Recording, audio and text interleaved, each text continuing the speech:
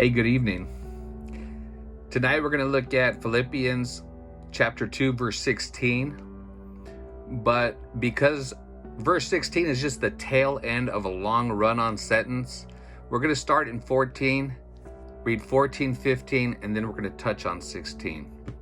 So starting in verse 14, it says, "Do all things without complaining and disputing, that you may become blameless and harmless, children of God without fault, in the midst of a crooked and perverse generation, among whom you shine as lights in the world." Now verse 16, "Holding fast the word of life, so that I may rejoice in the day of Christ, that I have not run in vain or labored in vain."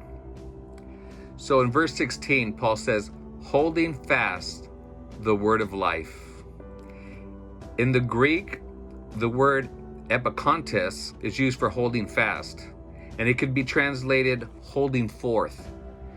And it's used in the classical Greek to describe offering a glass of wine to a guest. So basically, Paul is encouraging the Philippian church to hold forth or offer the word of life, Jesus, to an unbelieving world.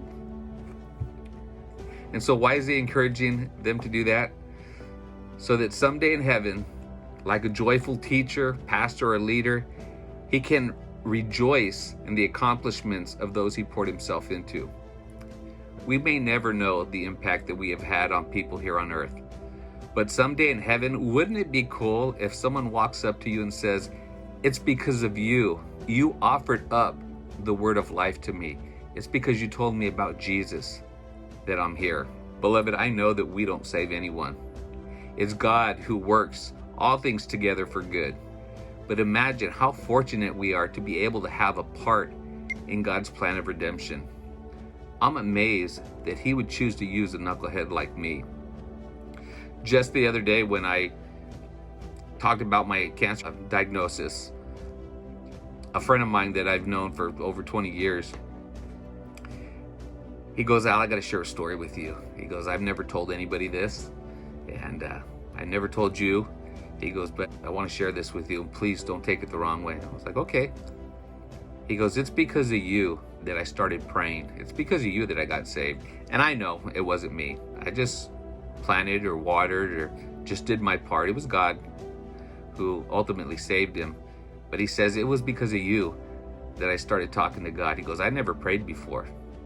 But when we worked together, every day before I walked into the locker room, I would say, 'God, please let me just get dressed without Garnica talking about Jesus.'" And I thought that was kind of cool that he shared that with me. And I didn't take it the wrong way.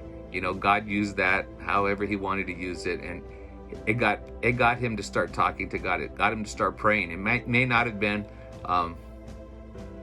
what we would consider a right prayer, but it got him praying.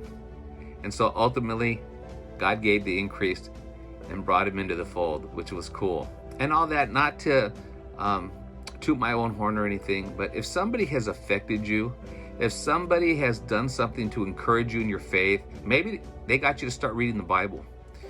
Maybe they shared the gospel with you. Whatever it was, make sure you share it with them. I'm glad that my friend shared that story with me, because if he was present at my funeral and he shared that story, I wouldn't have got to enjoy it.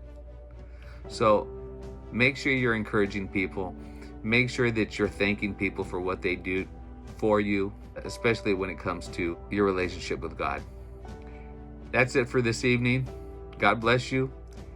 Have a great rest of your evening. Keep moving forward. And remember, Jesus loves you.